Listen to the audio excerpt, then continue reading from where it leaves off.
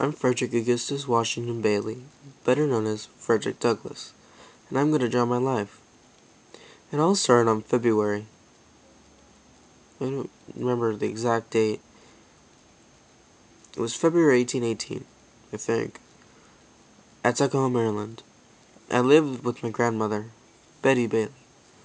My mom was Harriet Bailey, but I only saw her ever so often. I had 3 older sisters, Perry, Sarah, and Eliza. Later, my younger sisters, Kitty and Ariana, were born. I was born into slavery, and when I was little, I was picked to live inside the house of the plantation owners.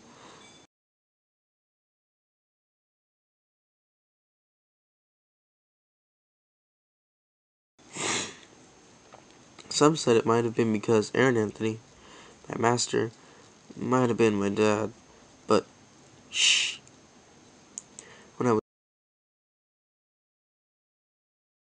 was 6, I moved into a new plantation.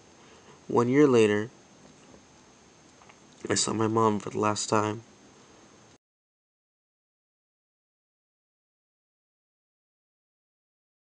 When I was about 10 years old, my mother died. Because of this, I was sold to the Allude plantation. There, at 12 years of age, my mistress, Sophia Allude, taught me the alphabet. After Master Hugh stopped these lessons, I learned by bribing poor white boys to teach me how to read and write. After a while, I continued furthering my education by reading newspapers and working in a shipyard. I tried to share my information with 2 other slaves also. After being hired out to William Freeland, I taught other slaves how to read and write during church, but not the other neighbors.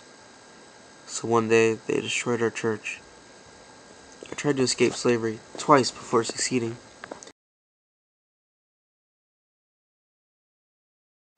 And when I did succeed, I was assisted by a beautiful free black woman. Her name was Anna Murray. I was in love with her. So I married her. We had 5 beautiful children: Rosetta, Lewis Henry, Frederick Jr., Charles Raymond, and later, Annie. After a while, I met William Lloyd Garrison, who motivated and urged me to write an autobiography, An American Slave. It became a bestseller and was translated into so many languages. Because it became so big, I fled to Ireland to avoid my recapture. Talking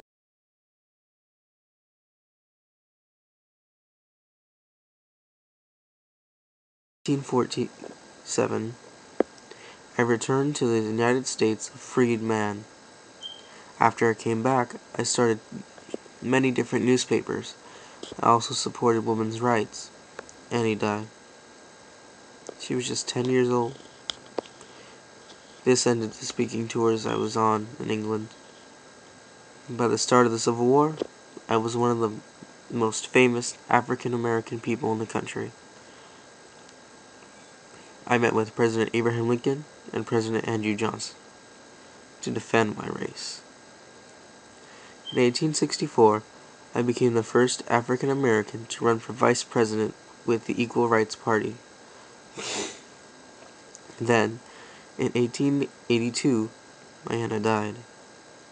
2 years later, I remarried to a woman named Helen Pitts, my secretary. We led a happy life, traveled everywhere. People couldn't accept it, though. They would question why I had married a white woman. I simply responded, my first wife was the color of my mother. The second, the color of my father. Then, on 1895, at the age of 77, I died of a heart attack. My wife Helen continued my legacy, though. I'm happy about that. And even though I didn't completely eradicate segregation tension between the races, I'm happy I made a difference.